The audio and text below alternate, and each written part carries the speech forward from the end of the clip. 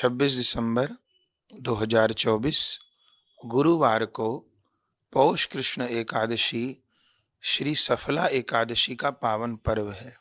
जैसे पूर्व में अनेक मासों से हर मास की एकादशी की कथा बताई जा रही है, तो इस एकादशी की भी दिव्य महिमा है।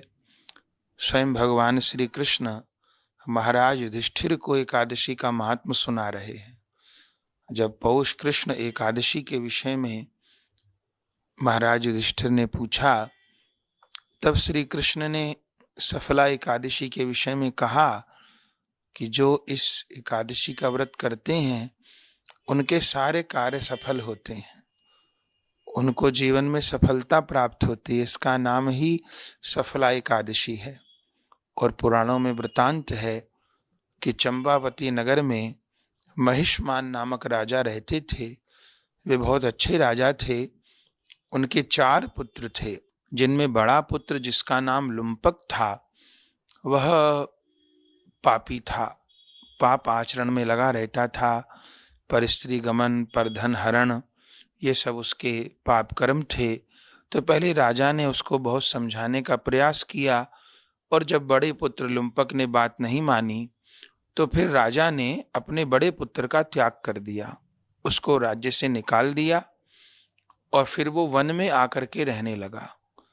रात्रि में अपने पिता के राज में ही प्रजा का धन लूटता था, मदिरा पान करता था, मांस खाता था। इससे प्रजा बहुत भयभीत होने लगी। राज कर्मचारी पकड़ लेते थे, लेकिन राजा का पुत्र होने के कारण छोड़ देते थे। तब महिष्मान राजा ने अपने पुत्र को विशेष दंड दिया और उसका नगर में प्रवेश ही निषेध करवा दिया। तब वन में एक पीपल के पेड़ के नीचे वो पड़ा रहता था। अब उसके पास खाने पीने को भी कुछ नहीं था, धन पैसा भी नहीं था, राजा का बेटा, और ऐसी दयनीय दशा उसकी हो गई। तब पौष का महीना आया, सर्दी होती है पौष के महीने में। ना उसके पास वस्त्र थे, ना उसके पास भोजन थे। संयोग से सफला एकादशी आई, तो दशमी को उसको कोई भोजन नहीं मिला। रात्रि भर वो ठिठुरता रहा, सो नहीं पाया। एकादशी के दिन दोपहर में थोड़ा सूर्य के ताप से उसकी मूर्छा भंग हुई। चूंकि भूख के कारण मूर्छित हो गया था, तो चारों ओर वो किसी पशु को मार करके खाऊं ऐसा प्रयास करने लगा, पर उसके शरीर में शक्ति नहीं थी, तो वो किसी पशु का भी आखेट नहीं कर पाया। तो पेड़ों के नीचे जो फल पड़े हुए थे वो उसने खा लिए किसी तरह अपना पेट भरने के लिए। और बाकी एकादशी के दिन पूरे दिन भूखा रहा, और सर्दी के कारण एकादशी की रात को सो भी नहीं पाया।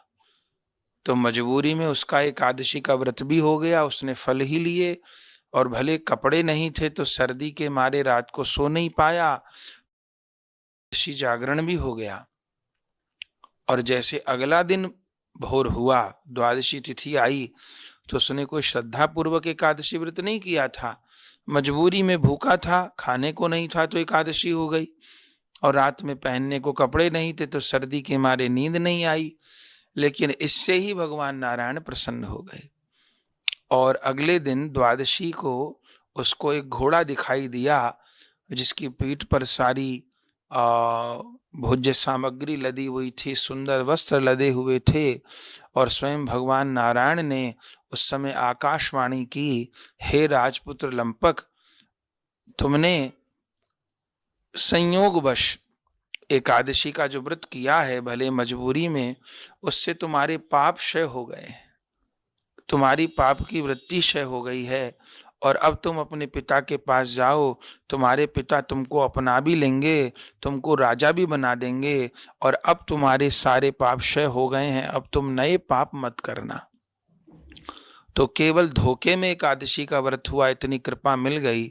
फिर वो राजपुत्र लुम्पक अपने पिता के पास जाता है, और वहां पर पिता उसको सारी संपत्ति दे देते हैं। देखते हैं कि मेरे पुत्र का एकादशी व्रत रखने से मार्जन हो गया, भविष्य में वो राजा बनता है। उसके पिता वन में तपस्या करने चले जाते हैं, और फिर लुम्पक जो महापापी था वो इतना अच्छा राजा बनता है कि अपनी पूरी प्रजा को एकादशी व्रत रखने के लिए प्रेरित करता है। उसके राज्य में सभी लोग एकादशी व्रत करते हैं और बड़े सुंदर रूप में लुम्पक राजा अपने जीवन का निर्वाह करके अंत में भगवान नारायण के दिव्य धाम वैकुंठ को प्राप्त करता है। तो ऐसे लुम्पक राजा की कथा इस पौष कृष्ण मास की सफला एकादशी से जुड़ी हुई है। तो उस लुम्पक राजा के सब पाप क्षय हो गए, तो हम सबके भी पाप क्षय होंगे। सभी वैष्णव जन प्रत्येक एकादशी को ही निष्ठा पूर्वक रखते हैं। तो इस एकादशी से लुम्पक राजा की कथा जुड़ी हुई है, जो आपको निवेदन की।